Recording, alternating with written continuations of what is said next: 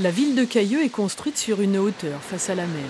Tout autour du centre-ville, des terres plus basses, plus exposées au risque de submersion. Les risques, c'est quand plusieurs éléments sont combinés. Des marées très hautes, un vent très fort qui pousse la mer vers les terres. Pour déterminer les zones constructibles et celles qui, à l'inverse, ne doivent pas l'être, l'État prépare un plan de prévention, le PPRN. Et pour ça, connaître avec précision l'altitude de chaque portion de terre est essentiel. À 200 km de Cailleux, nous voici à Saint-Mandé, près de Paris, dans un labo de l'IGN, l'Institut géographique national.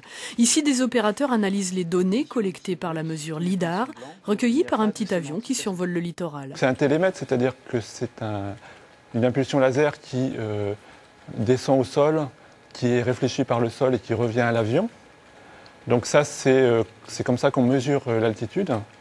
Ensuite, il y a un balayage, c'est-à-dire que le faisceau, le long de la trace, il fait un mouvement de balayage.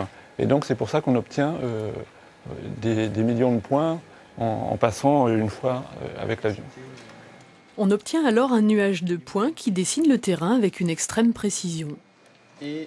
Ensuite, les opérateurs, donc on est une vingtaine d'opérateurs à l'IGN, vont travailler sur la correction de ce premier résultat.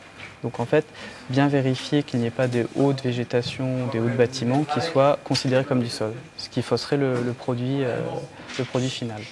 Pour Cailleux, ce travail-là vient tout juste de se terminer et d'être livré au ministère du Développement durable.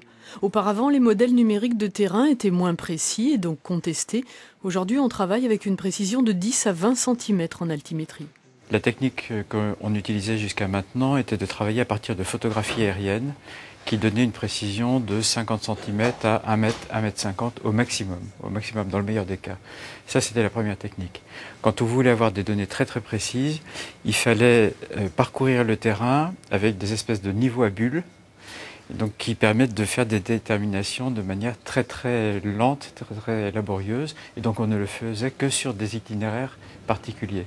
Jusqu'à récemment, l'État considérait que 5,50 m était la hauteur maximum des plus hautes mers. En bleu, l'opérateur choisit de marquer tous les points du territoire de Cailleux qui sont à ce niveau de 5,50 m. Aujourd'hui, pour les risques de submersion, l'État préfère ajouter 1 mètre pour les plus fortes tempêtes, un autre mètre pour le réchauffement climatique. Au-dessus de 7,50 m en altimétrie, il ne reste qu'une petite partie du centre-ville. Nous, c'est juste une donnée d'altitude. Le métier de modélisation est un autre métier. La modélisation, c'est interpréter ces données brutes, évaluer la vitesse d'écoulement, la trajectoire de la mer après une rupture de digue, les effets d'entonnoir ou les ralentissements.